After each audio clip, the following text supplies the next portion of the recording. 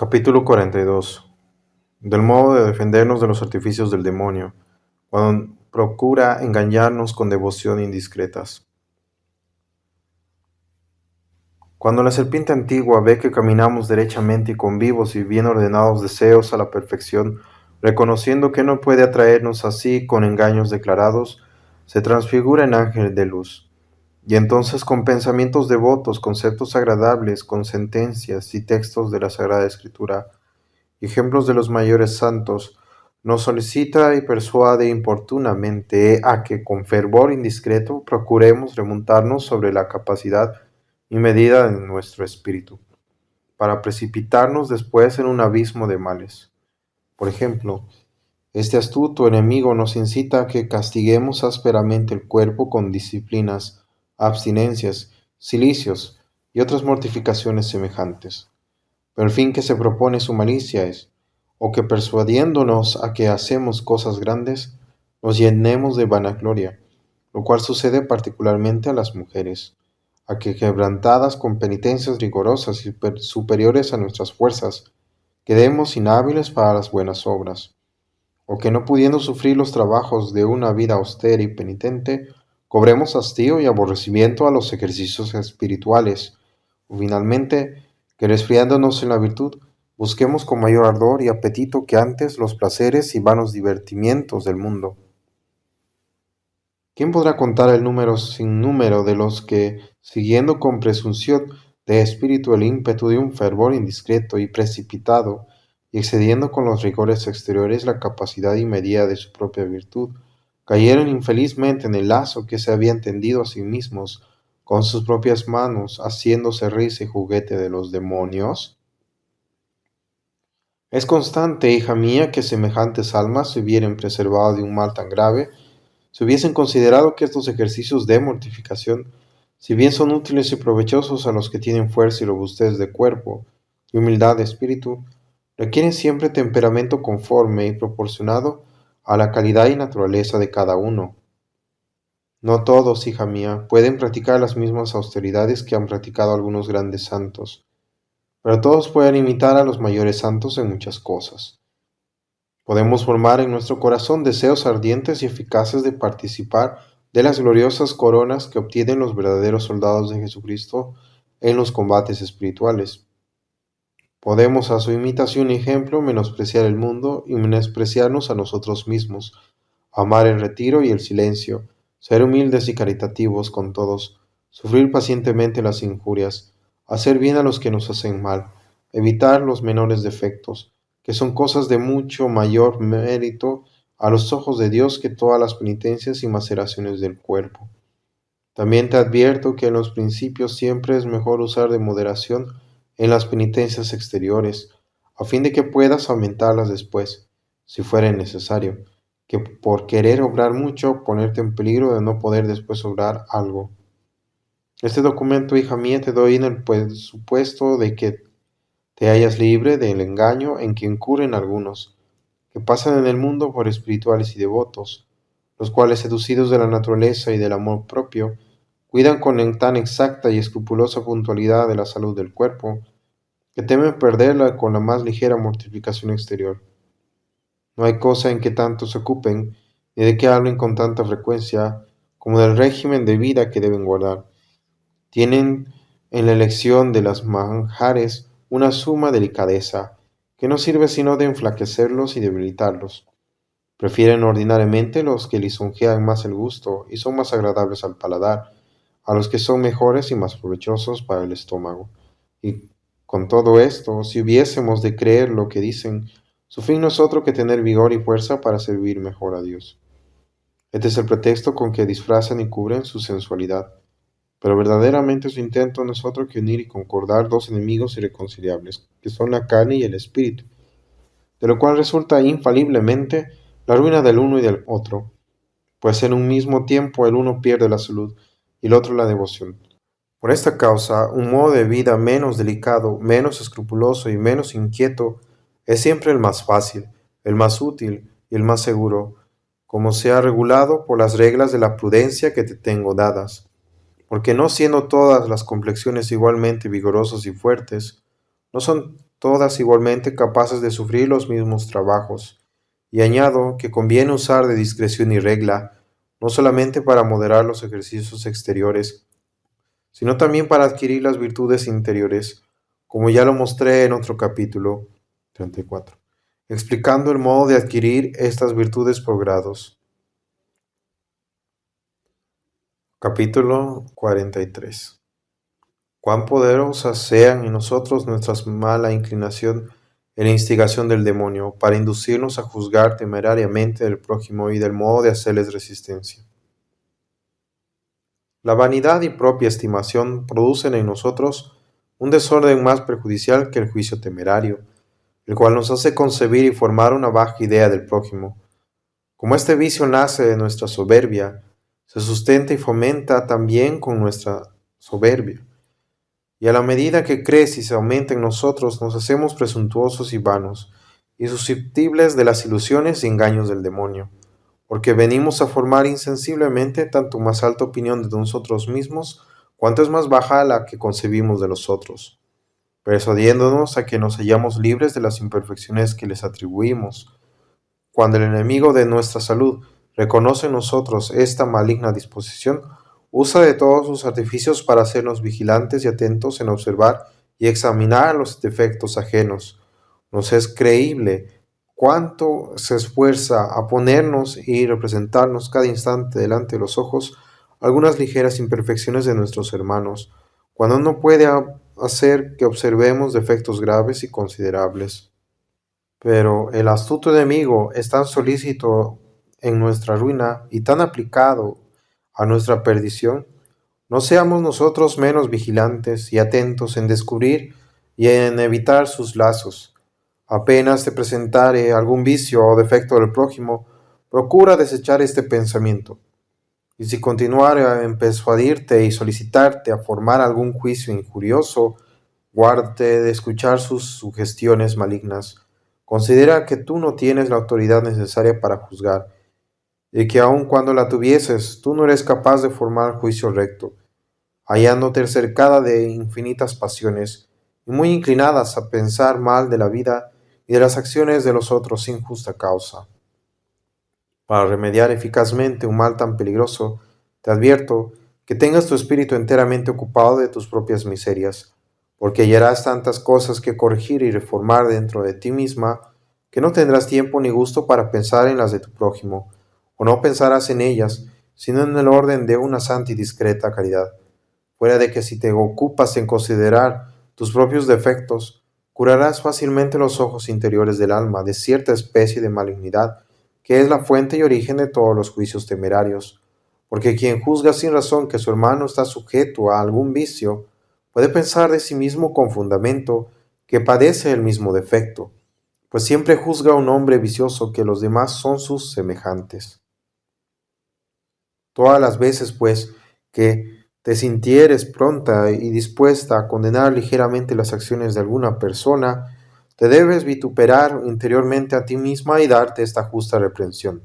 Oh ciega y presuntuosa, ¿cómo eres tú tan temeraria que te atreves a censurar las acciones de tu prójimo, cuando tienes los mismos aún más graves defectos? Así convirtiendo contra ti misma tus propias armas, en lugar de herir y ofender a tus hermanos, curarás tus propias llagas. Pero si la falta que condenamos es verdadera y pública, excusemos por caridad al que la ha cometido. Creamos que tiene algunas virtudes ocultas, que por ventura no hubiera podido conservar si Dios no hubiese permitido en él esta caída.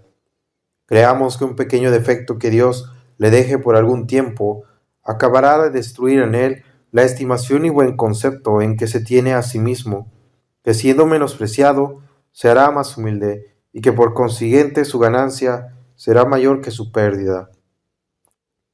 Mas si el pecado es no solamente público sino enorme, si el pecador es impenitente, endurecido y obstinado, levantemos nuestro espíritu al cielo, entremos en los secretos juicios de Dios. Consideremos que muchos hombres, después de haber vivido largo tiempo en la iniquidad, han venido a ser grandes santos, y que otros, al contrario, que habían llegado al grado más sublime de la perfección, han caído infelizmente en un abismo de desórdenes y de miserias.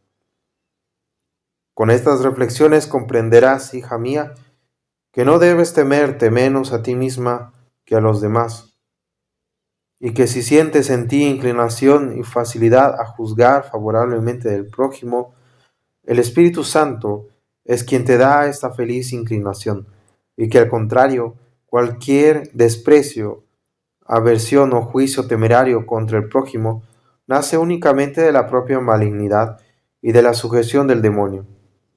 Si alguna imperfección, pues, o defecto ajeno hubiere hecho en ti alguna impresión, no descanses ni sosiegues hasta tanto que le hayas desterrado enteramente de tu corazón. Capítulo 44 de la oración.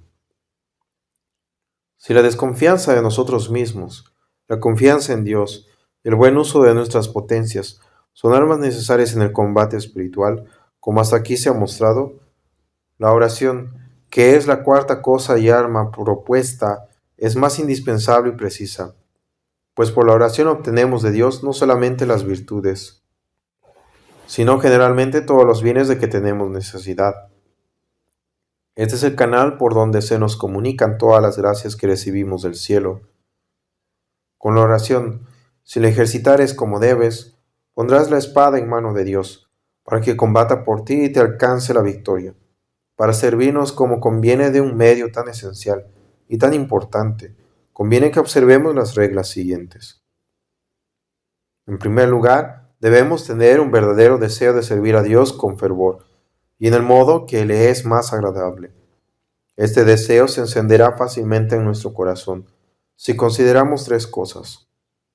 La primera es que Dios merece infinitamente ser servido y adorado a causa de la excelencia de su ser soberano, de su bondad, de su hermosura, de su sabiduría, de su poder y de todas sus perfecciones inefables. La segunda es que este mismo Dios se hizo hombre y trabajó continuamente por el espacio de 33 años por nuestra salud, y curó con sus propias manos las llagas horribles de nuestros pecados, ungiéndolas y lavándolas, no con aceite y vino, sino con su sangre preciosa, y su carne purísima, toda despedazada con los azotes, con las espinas y con los clavos. La tercera es que nada nos importa tanto como el guardar su ley y cumplir todas nuestras obligaciones, pues este es el único medio de hacernos señores de nosotros mismos, victoriosos del demonio e hijos de Dios. Lo segundo, debemos tener una fe viva y una firme confianza de que Dios no nos negará los auxilios necesarios para servirle con perfección y para obrar nuestra salud. Un alma llena de esta santa confianza es como un vaso sagrado, donde la divina misericordia derrama los tesoros de su gracia, y cuanto mayor es la confianza, tanto mayor es la abundancia de las bendiciones celestiales que atrae sobre sí con la oración. Porque, ¿cómo será posible que un Dios, a quien nada es difícil, deje de comunicarnos sus dones, cuando su bondad misma nos solicita y persuade a que se lo pidamos, y nos promete su Santo Espíritu, como se lo pedamos con fe y con perseverancia? Lo tercero, debemos centrar siempre en la oración por solo el motivo a fin de hacer lo que Dios quiere, y no lo que nosotros queremos. De manera que no hemos de aplicarnos jamás a este santo ejercicio, sino solamente porque Dios nos lo manda, ni debemos desear ser oídos, sino en cuanto fuere de su divino beneplácito. En fin, nuestra intención ha de ser unir y conformar nuestra voluntad con la divina, sin pretender jamás inclinar la divina a la nuestra. La razón es porque nuestra voluntad, como inficionada y pervertida del amor propio, erra muchas veces y no sabe lo que pide, pero la voluntad divina no puede errar, siendo esencialmente justa y santa, y así debe ser la regla de cualquiera otra voluntad. Tengamos, pues, particular cuidado de no pedir a Dios sino las cosas que son de su agrado, y si hubiera algún motivo o fundamento para temer que lo que deseamos no es conforme a su voluntad, no se lo pidamos sino con una entera sumisión a las órdenes de su providencia. Pero si las cosas que deseamos alcanzar no pueden dejar de serle agradables, como las virtudes, pidámoslas, más por agradarle y por servirle que por cualquier otra consideración, aunque sea muy espiritual. Lo cuarto, si deseamos obtener lo que pedimos, conviene que nuestras obras se conformen con nuestras palabras. Conviene que antes y después de la oración procuremos con todas nuestras fuerzas hacernos dignos de la gracia que deseamos alcanzar, porque el ejercicio de la oración debe andar siempre unido y acompañado con el de la mortificación interior, pues sería tentar a Dios pedir una virtud y no aplicar los medios para conseguirla. Lo quinto, antes de pedir a Dios cosa alguna, debemos darle muy rendidas gracias por todos los beneficios que hemos recibido de su bondad. Podremos decirle: Señor y Dios mío, que después de haberme criado me habéis redimido por vuestra misericordia, y me habéis librado infinitas veces del furor de mis enemigos. Ayudadme y socorredme ahora, y olvidando mis ingratitudes pasadas, no me neguéis la gracia que os pido. Y si cuando deseamos obtener alguna virtud en particular, fuéremos tentados del vicio contrario, no dejemos de alabar y bendecir a Dios por la ocasión que nos da de ejercitar esta virtud, porque no es este, hija mía, un favor pequeño. Lo sexto, como la oración recibe toda su eficacia y fuerza de la suma bondad de Dios, de los méritos de la vida y de la pasión de su unigénito Hijo, y de las promesas que nos ha hecho de oírnos, podremos concluir siempre nuestras peticiones con alguna de las oraciones siguientes. Yo os pido, Señor, que por vuestra divina misericordia me otorguéis esta gracia. Concededme por los méritos de vuestro unigénito Hijo lo que os pido. Acordaos, Dios mío, de vuestras promesas y oíd mis ruegos. Algunas veces podremos pedir también las gracias que deseamos por los méritos de la Virgen Santísima y de los santos, porque es grande el poder que tienen en el cielo, y Dios se deleita de honrarlos a proporción del honor y gloria que le han dado en el curso de su vida mortal. Lo séptimo, conviene también perseverar en este ejercicio, porque el Todopoderoso no puede resistir a una humilde perseverancia en la oración. Pues si la importunidad de la viuda del Evangelio pudo doblar y vencer la dureza de un juez inicuo, ¿cómo podrán nuestros ruegos dejar de mover un Dios infinitamente bueno?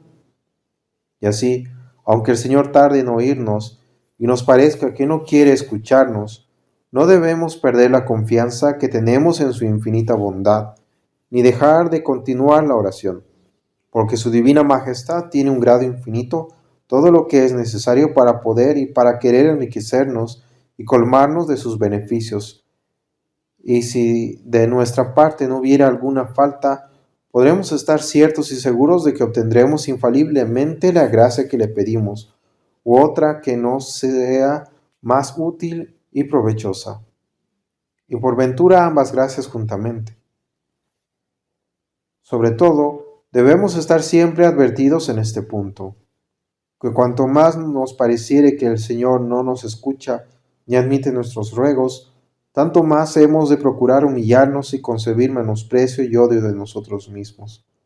Pero en esto, hija mía, debemos gobernarnos de suerte que, considerando nuestras miserias, no perdamos jamás de vista su divina misericordia, y que en el lugar de disminuir nuestra confianza, la aumentemos en nuestro corazón sobre el fijo conocimiento de que cuanto más viva y constante fuere en nosotros esta virtud, cuando se haya combatida, tanto mayor será nuestro merecimiento. Finalmente, no dejemos jamás de dar a Dios humildes y rendidas gracias. Alabemos y bendigamos igualmente su sabiduría, su bondad y su caridad. Ya nos niegue o ya nos conceda la gracia que le pedimos, y en cualquier suceso procuremos conservarnos siempre tranquilos, contentos y enteramente rendidos a su providencia. Capítulo 45. ¿Qué cosa sea oración mental? Oración mental es una elevación del espíritu a Dios, con actual o virtud súplica de lo que deseamos. La actual se hace cuando con palabras mentales se pide a Dios alguna gracia en esta o semejante forma. Señor y Dios mío, concededme esta gracia, honor y gloria vuestra, o de este otro modo. Dios mío, creo firmemente que será de vuestro agrado y de vuestra gloria que yo os pida y alcance esta gracia. Cúmplase pues en mí vuestra voluntad divina. Cuando te hallares combatida de tus enemigos, orarás así: ayudadme presto, Dios mío, para que no me rinda a mis enemigos. O de este otro modo: Dios mío, refugio mío, fortaleza mía, pues veis mi fragilidad y flaqueza, socorredme prontamente para que no caiga. Si continuare la batalla, continúa en orar de la misma forma, resistiendo siempre animosamente al enemigo que te hace la guerra. Después que se hubiere pasado lo fuerte del combate, vuélvete al Señor y pidiéndole que considere de una parte las fuerzas de tu enemigo y de la otra parte tu suma flaqueza, le dirás: veis aquí, Señor, vuestra criatura, veis aquí la obra de vuestras manos, veis aquí el alma que vos habéis redimido con vuestra preciosa sangre. Mirad cómo vuestro enemigo os la procura robar para perderla. A vos, Dios mío, recurro, en vos solo pongo mi confianza, porque vos solo sois infinitamente bueno, infinitamente poderoso. Vos conocéis mi debilidad y la prontitud con que caeré en manos de mis enemigos, sin el socorro de vuestra gracia. Ayudadme pues, oh dulce esperanza mía, única fortaleza de mi alma. La súplica virtual se hace cuando elevamos nuestro espíritu a Dios para obtener alguna gracia, representándole nuestra necesidad, sin decir ni hacer otra consideración. Como cuando yo elevo la mente a Dios y en su presencia reconozco que de mí mismo no soy capaz de defenderme del mal, ni de obrar el bien. Y encendido de un ardiente deseo de servirle, fija la vista en su bondad, esperando su socorro con humildad y confianza. Este conocimiento de mi flaqueza, este deseo de servir a Dios y este acto de fe producido en su divina presencia es una oración que virtualmente pide lo que necesito. Y cuanto más puro fuere el conocimiento, cuanto más abrazado el deseo y cuanto más viva la fe, tanto mayor será la eficacia de la oración para obtener la gracia que deseo. Hay también otra especie de oración virtual más reducida y breve, la cual se hace con una simple vista del alma que expone a los ojos del Señor su indigencia para que la socorra. Y esta vista no es otra cosa que un tácito recuerdo y súplica de aquella gracia que antecedentemente le hemos pedido. Es necesario, hija mía, que te acostumbres a esta especie de oración y que te le hagas muy familiar para servirte de ella en cualquier tiempo y lugar, porque la experiencia te mostrará que así como no hay cosa más fácil, así no hay cosa más útil ni más excelente. Capítulo 46. De la oración por vía de meditación. Si quieres detenerte en este santo ejercicio de la oración por algún espacio de tiempo, como por media hora o por una hora entera, añadirás la meditación de la vida y pasión de Jesucristo, aplicando siempre sus santísimas acciones a la virtud que deseas adquirir. Como por ejemplo, si deseares obtener la virtud de la paciencia, meditarás en algunos puntos del misterio de los azotes. El primero, como después de haber dado Pilato la sentencia, fue el Señor arrebatado con violencia por aquellos ministros de la iniquidad y llevado con gritos y baldones al lugar destinado para la flagelación. El segundo, con impaciente y apresurada rabia, le despojaron aquellos crueles verdugos de todos sus vestidos, quedando descubiertas y desnudas a la vista de aquel ingrato pueblo sus purísimas carnes. El tercero, como aquellas inocentes manos, instrumentos de su piedad y misericordia, fueron atadas a una columna con ásperos cordeles. El cuarto, como aquel sagrado y honestísimo cuerpo, fue azotado por los verdugos con rigor tan inhumano que corrió su divina sangre por el suelo, rebalsándose en muchas partes con abundancia. El quinto, como los golpes continuados y repetidos en una misma parte, aumentaban y renovaban sus llagas. Mientras meditares sobre estos puntos, o sobre otros semejantes, propios a inspirarte el amor de la paciencia, aplicarás primeramente tus sentidos interiores, a sentir con la mayor viveza que pudieres los dolores incomprensibles que sufrió el Señor en todas las partes de su sacratísimo cuerpo, y en cada una en particular. De aquí pasarás a las angustias de su alma santísima, meditando profundamente la paciencia y mansedumbre con que sufría tantas aflicciones, sin que jamás se apagase aquella ardiente sed que tenía de padecer nuevos tormentos por la gloria de su Padre y por nuestro bien. Considérale después encendido de un vivo deseo de que tú sufras con gusto tus aflicciones. Y mira, como vuelto a su eterno Padre, le ruega que te ayude a llevar con paciencia no solamente la cruz que entonces te aflige, sino todas las demás que quisiera enviarte su providencia. Movida de estas tiernas y piadosas consideraciones, confirma con nuevos actos la resolución en que estás de sufrir con ánimo paciente cualquier tribulación.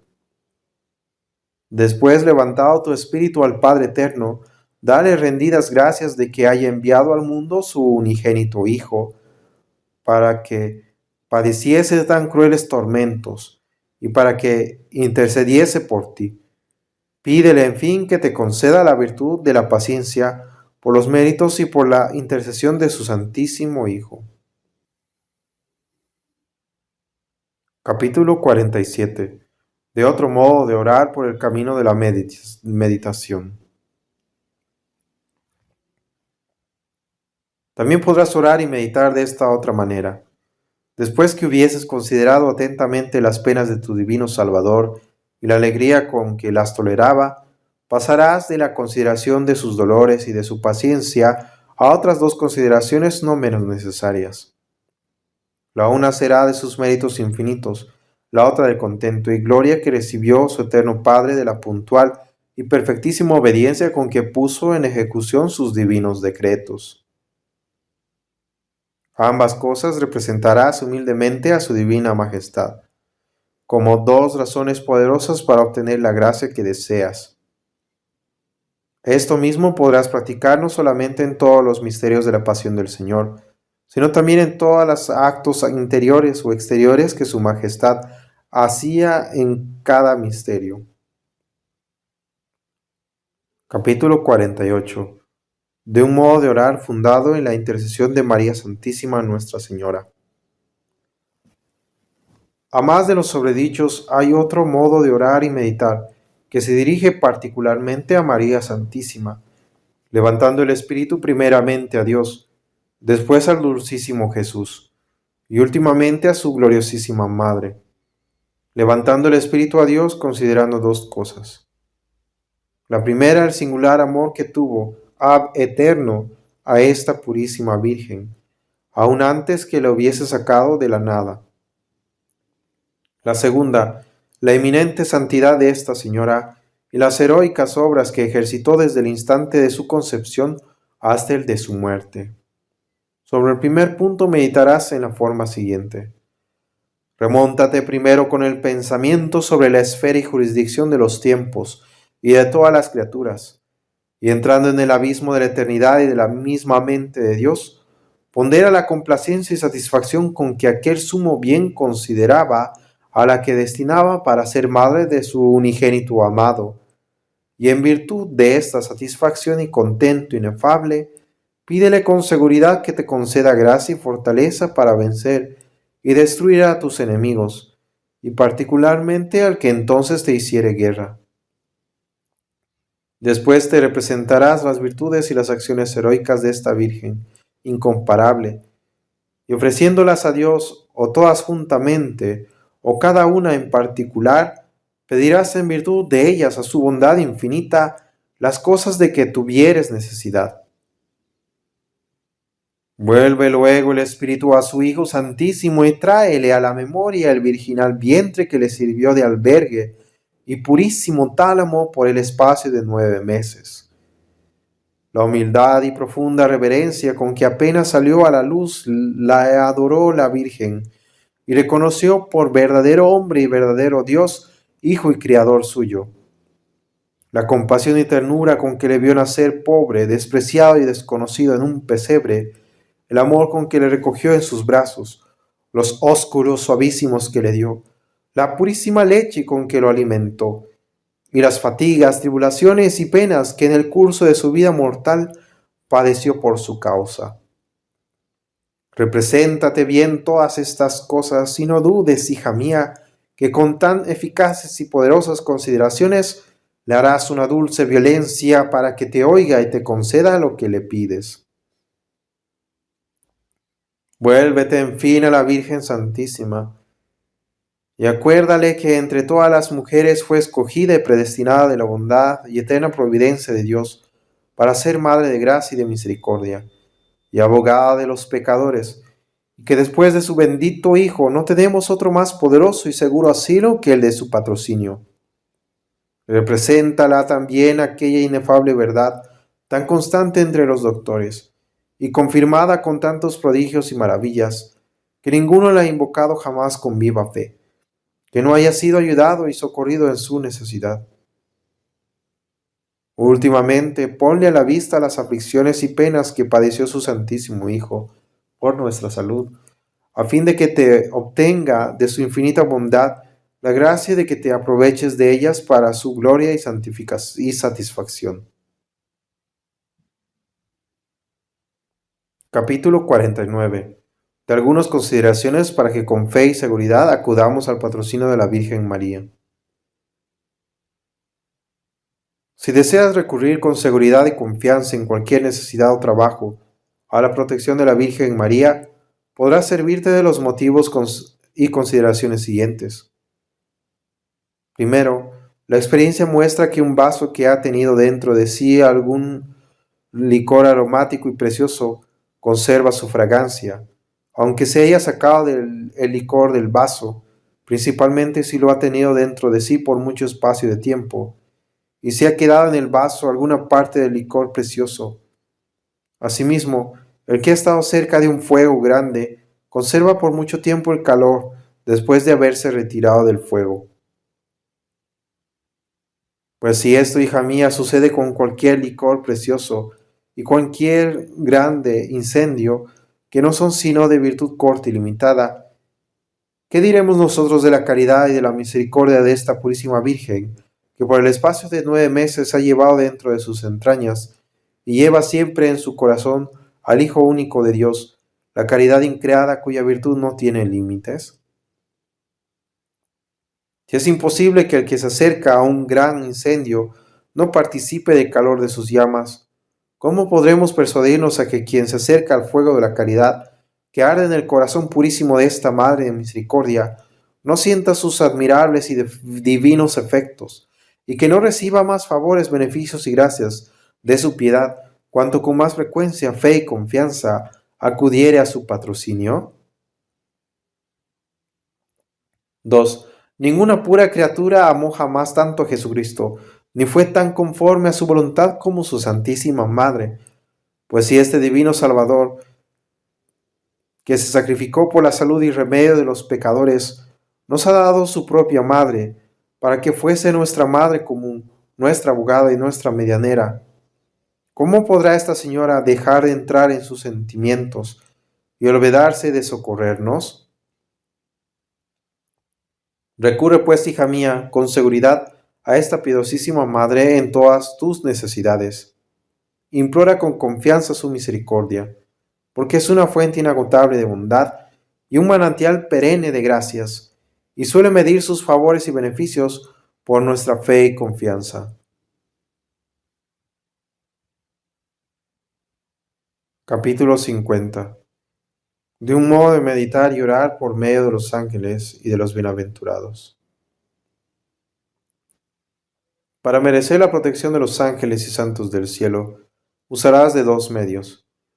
El primero será levantar tu espíritu al Padre Eterno y representarle las alabanzas que le da toda la corte celestial, y los trabajos, persecuciones y tormentos que han padecido los santos en la tierra por su amor. Y pedirle después, en virtud de las pruebas ilustres que le dieron estos gloriosos predestinados de su fidelidad, amor y constancia, que te conceda la gracia de que necesitas.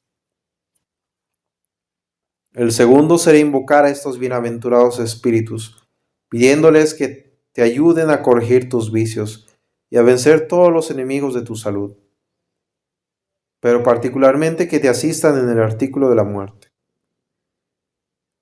Algunas veces admirarás las gracias singulares que han recibido del Señor, alegrándote de sus excelencias y dones como si fueran propios tuyos, y complaciéndote con un santo júbilo de que Dios les haya comunicado mayores ventajas y privilegios que a ti, porque así ha sido de su beneplácito y agrado, y tomarás de aquí ocasión y motivo para alabarle y bendecirle.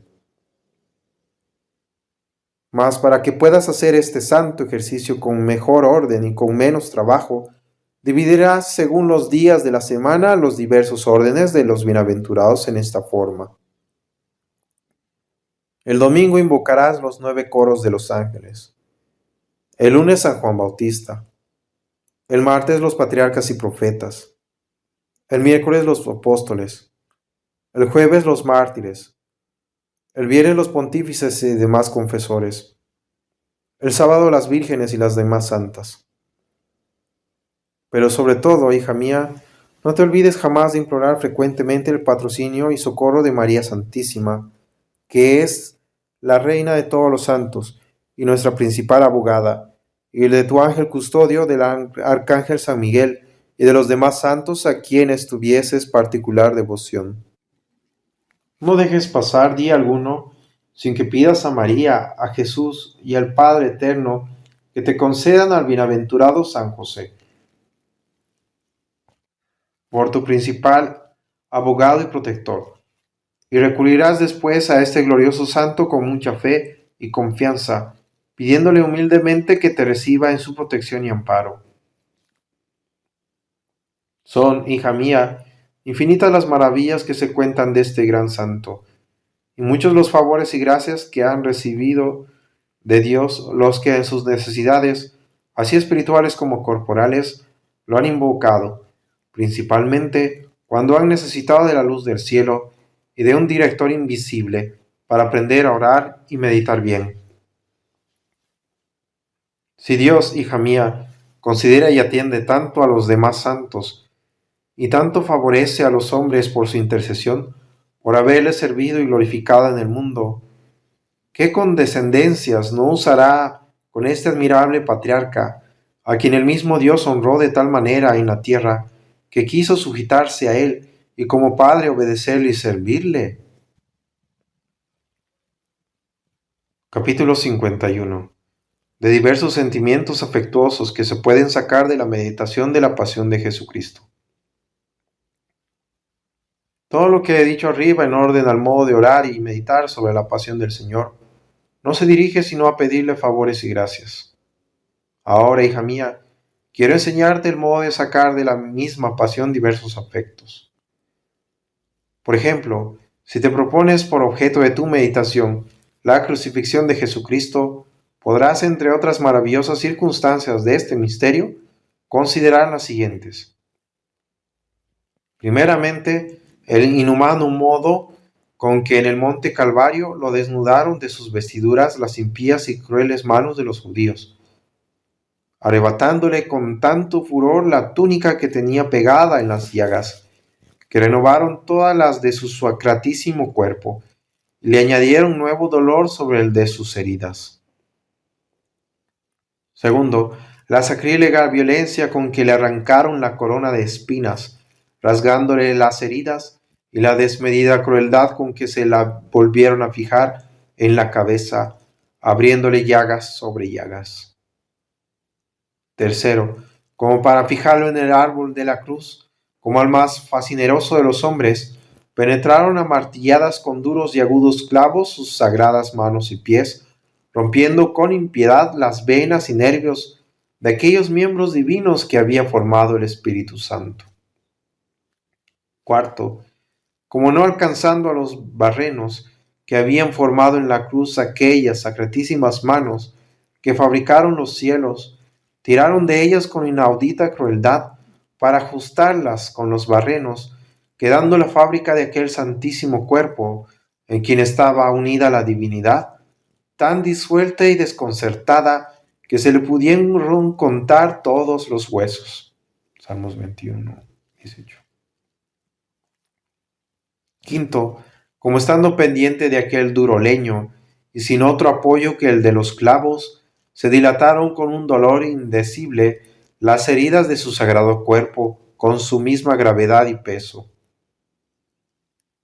Si que con estas consideraciones o con otras semejantes deseas excitar en tu corazón afectos del divino amor, procura, hija mía, pasar con la meditación a un sublime conocimiento de la bondad infinita de tu Salvador, que por tu amor quiso padecer tantas penas, pues a la medida que se fuere aumentando en ti este conocimiento, crecerá tu amor.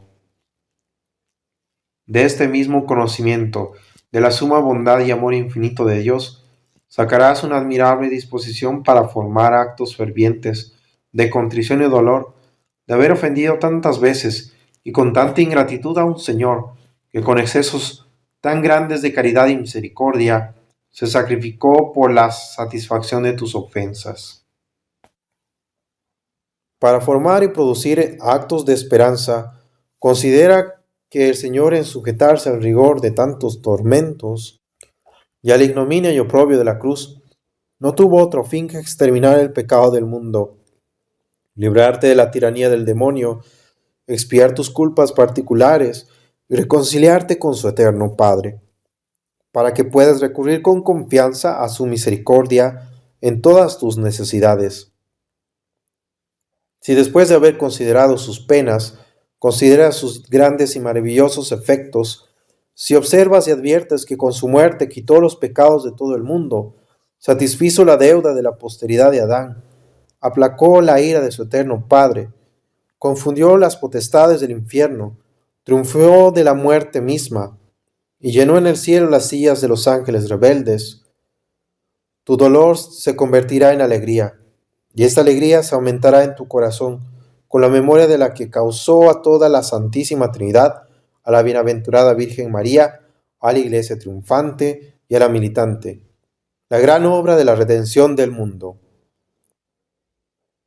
Pero si quieres concebir un vivo dolor de tus pecados, aplica todos los puntos de tu meditación al único fin de persuadirte que Jesucristo no tuvo para padecer tantos tormentos otro motivo que el de inspirarte un odio saludable de ti misma y de tus pasiones desordenadas, principalmente de la que te induce a mayores faltas y desagrada más a su infinita bondad. Si quieres entrar en sentimientos y afectos de admiración, considera qué cosa puede haber más digna de maravilla y de asombro que ver al Creador del universo, al autor mismo de la vida, morir a manos de sus criaturas. La luz inaccesible, abandonada al poder de las tinieblas, la gloria, la felicidad increada, sepultada en el oprobio y en la miseria. Para moverte y ejercitarte a la compasión de este Salvador divino, penetra por las llagas exteriores del cuerpo, las interiores de su alma santísima, y si por aquellas sintiere tu corazón grandísima pena, maravilla será que por éstas no se haga pedazos de dolor. Esta gran alma veía claramente la divina esencia, como ahora la ve en el cielo. Conocía con altísima luz de amor la adoración y culto que merece todas las criaturas. Representábansele al mismo tiempo los pecados de todas las naciones, de todos los siglos, de todos los estados, de todas las condiciones, y distinguía con la vivacidad de su divina penetración el número, el peso, la calidad y las circunstancias de todos y de cada uno de ellos. Y como amaba a Dios, cuanto podía amarle una alma unida al Verbo, a proporción de este amor era el odio que tenía a los pecados, y a la medida de este amor y de este odio era el dolor que causaban en aquella alma santísima las ofensas contra aquella majestad infinita. Y como ni la bondad de Dios ni la malicia del pecado se pueden conocer enteramente sino de Dios, ningún entendimiento humano ni angélico puede formar una justa idea de cuán grande, cuán intenso y cuán incomprensible fuese el dolor que afligía la mente, el espíritu y el alma de Jesucristo. Jamás de esto, hija mía, cómo este adorable Salvador amaba sin tasa ni medida a todos los hombres, a proporción de este excesivo amor era su dolor y amargura, por los pecados que habían de dividirlos y separarlos de su alma santísima. Sabía que ningún hombre podía cometer algún pecado mortal sin destruir la caridad y la gracia, que es el vínculo con que están unidos espiritualmente con Él todos los justos. Esta separación era el alma de Jesucristo, mucho más sensible y dolorosa, que lo es al cuerpo la de sus miembros cuando se apartan de su lugar propio y natural, porque como el alma es toda espiritual y de una naturaleza más excelente y perfecta que el cuerpo, es más capaz de sentimiento y dolor.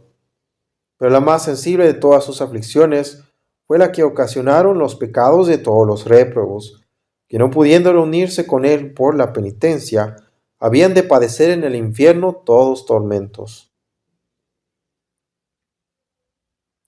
Si a la vista de tantas penas sientes que tu corazón se mueve a la compasión de tu amado Jesús, entra más profundamente en la consideración de sus aflicciones, y hallarás que padeció dolores y penas incomprensibles, no solamente por los pecados que efectivamente has cometido, sino también por los que no has cometido jamás. Porque es constante que Jesucristo nos mereció y alcanzó de su eterno Padre el perdón de los unos y la preservación de los otros, con el precio infinito de su sangre. No te faltarán, hija mía, otros motivos y consideraciones para condolerte con tu afligido Redentor, porque no ha habido ni habrá jamás algún dolor en criatura racional que no lo haya sentido en sí mismo, pues las injurias, las tentaciones, las ignorancias, las penitencias, las angustias y tribulaciones de todos los hombres afligieron más vivamente al alma de Cristo que a los mismos que las padecieron, porque vio perfectamente todas las aflicciones de los mortales, grandes y pequeños, espirituales y corporales, hasta el más mínimo dolor de cabeza, y con su inmensa caridad quiso padecerlas e imprimirlas todas en su corazón, este piadosísimo Señor. Pero ¿quién podrá encarecer o ponderar dignamente cuán sensible le fueron las penas y dolores de su Madre Santísima? Porque en todos los modos y por todos los respectos que padeció Cristo, padeció igualmente, y fue afligida esta señora, y aunque no tan intensamente y en aquel grado, fueron no obstante acervísimas sus penas, y sobre toda comprensión. Estas penas renovaron las llagas internas de Jesús, penetrando como otras tantas flechas encendidas de amor su dulcísimo corazón. Por esta causa, solía decir con santa simplicidad un alma muy favorecida de Dios, que el corazón de Jesucristo le parecía un infierno de penas voluntarias, donde no ardía otro fuego que el de la caridad. Mas, en fin, ¿cuál es la causa y origen de tantos tormentos? Nuestros pecados. Por esto, hija mía, el mejor modo de compadecernos de Jesucristo crucificado y demostrarle la gratitud y reconocimiento que le debemos es dolernos de nuestras infidelidades puramente por su amor, a aborrecer y detestar el pecado sobre todas las cosas, y hacer guerra continua a nuestros vicios como a sus más mortales enemigos, a fin de que quitándonos del hombre viejo y vistiéndonos del nuevo, adornemos nuestras almas con las virtudes cristianas, que son las que forman su belleza y perfección. Capítulo 52. De los frutos que podemos sacar de la meditación de la cruz y de la imitación de las virtudes de Jesucristo. Los frutos, hija mía, que debes sacar de la meditación de la cruz son: el primero, que te duelas con amargura de tus pecados pasados y te aflijas de que aún vivan y reinen en ti las pasiones desordenadas que ocasionaron la dolorosa muerte de tu Señor. El segundo, que pidas a Jesucristo crucificado el perdón de las ofensas que le has hecho y la gracia de un odio saludable de ti misma, para que no lo ofendas más, sino antes bien le ames y le sirvas de todo tu corazón en reconocimiento de tantos dolores y penas como has sufrido por tu amor. El tercero, que trabajes con continua solicitud en desarraigar de tu corazón todas tus viciosas inclinaciones, por pequeñas y leves que sean. El cuarto, que con todo el esfuerzo que pudieres, procures imitar las virtudes de este divino Maestro, que murió no solamente por expiar nuestras culpas, sino también por darnos el ejemplo de una vida santa y perfecta. Quiero, hija mía, enseñarte un modo de meditar de que podrá servirte con mucho fruto y provecho para este fin.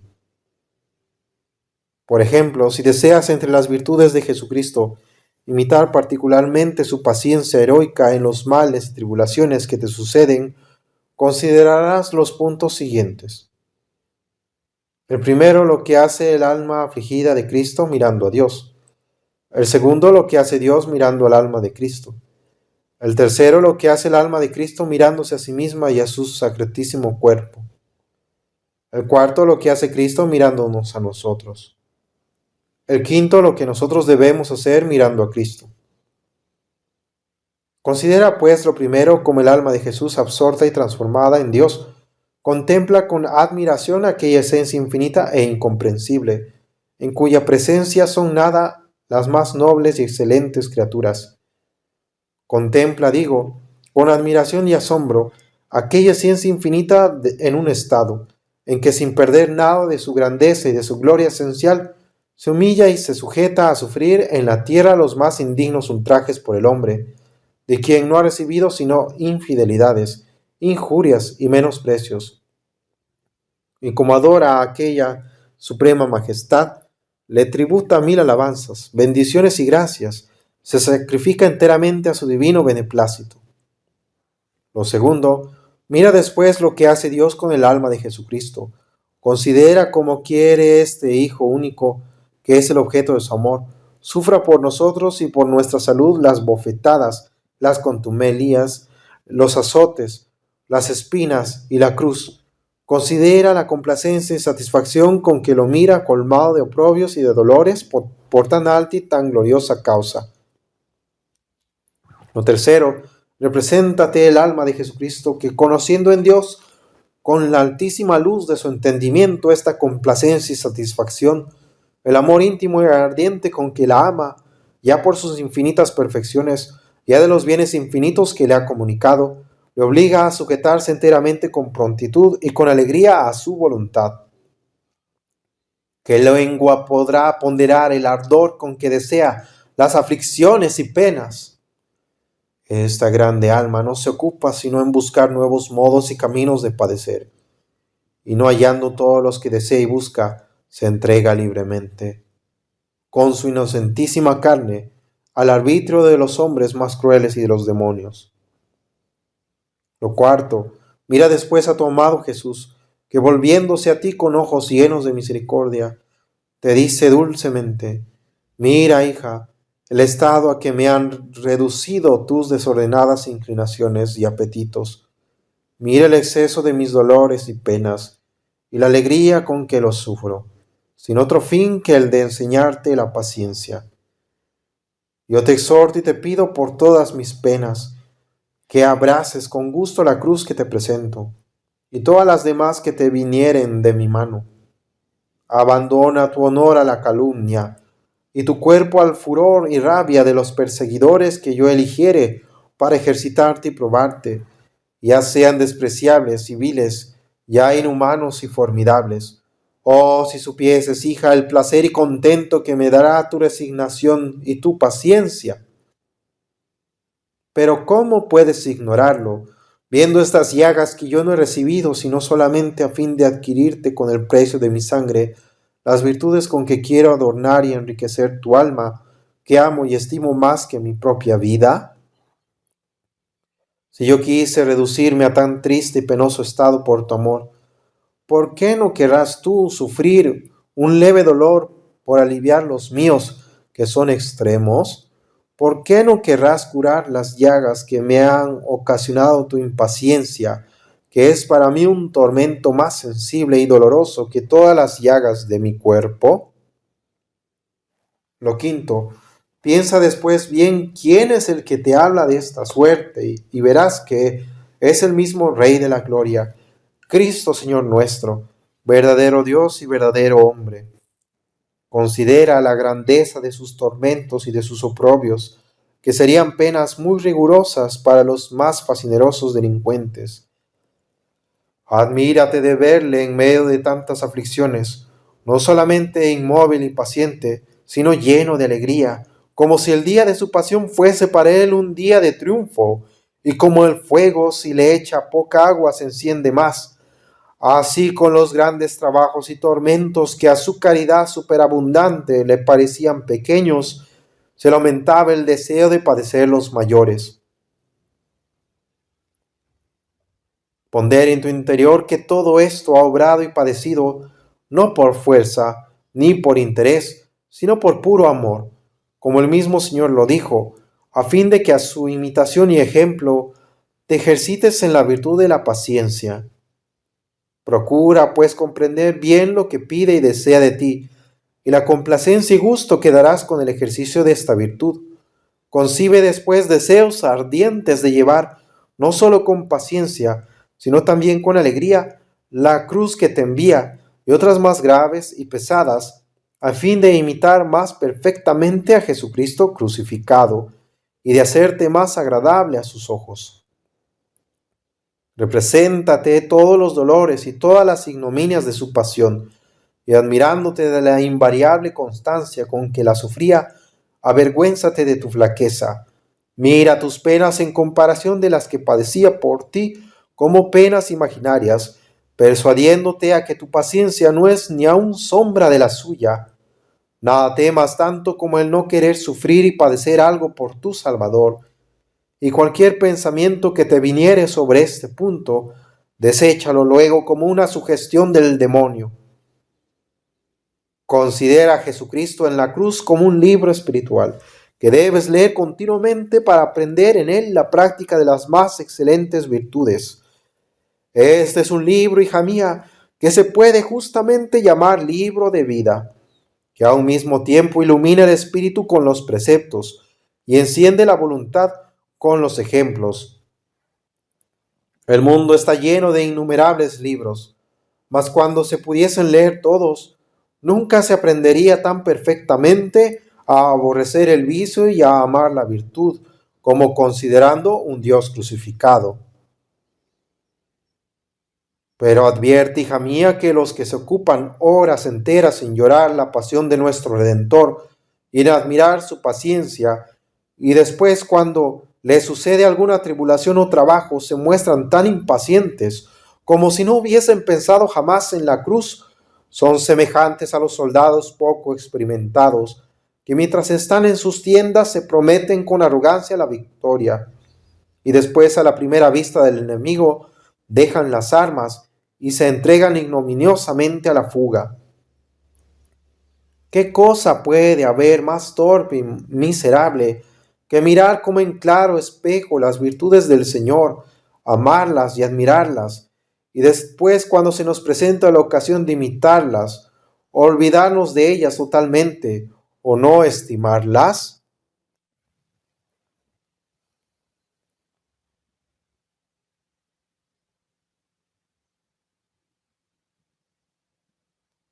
Capítulo 53 del Santísimo Sacramento de la Eucaristía. Hasta ahora, hija mía, he trabajado en proveerte, como has visto, de 4 armas espirituales y enseñarte el modo de servirte de ellas para vencer a los enemigos de tu salud y de tu perfección. Ahora quiero mostrarte el uso de otra arma más excelente, que es el Santísimo Sacramento de la Eucaristía. Este augusto sacramento, así como excede en la dignidad y en la virtud a todos los demás sacramentos, así de todas las armas espirituales, es la más terrible para los demonios. Las 4 primeras reciben toda su fuerza y virtud de los méritos de Cristo y de la gracia que nos ha adquirido con el precio de su sangre. Pero esta última contiene al mismo Jesucristo, su carne, su sangre, su alma y su divinidad. Con aquellas combatimos a nuestros enemigos con la virtud de Jesucristo. Con esta los combatimos con el mismo Jesucristo. Y el mismo Jesucristo los combate en nosotros y con nosotros, porque quien come la carne de Cristo y bebe su sangre, está con Cristo y Cristo con él. Mas como puede comerse esta carne y beberse esta sangre en dos maneras, esto es, realmente una vez cada día, y espiritualmente cada hora y cada momento, que son dos modos de comulgar muy provechosos y santos, usarás del segundo con la mayor frecuencia que pudieres, y del primero todas las veces que tuvieres la permisión.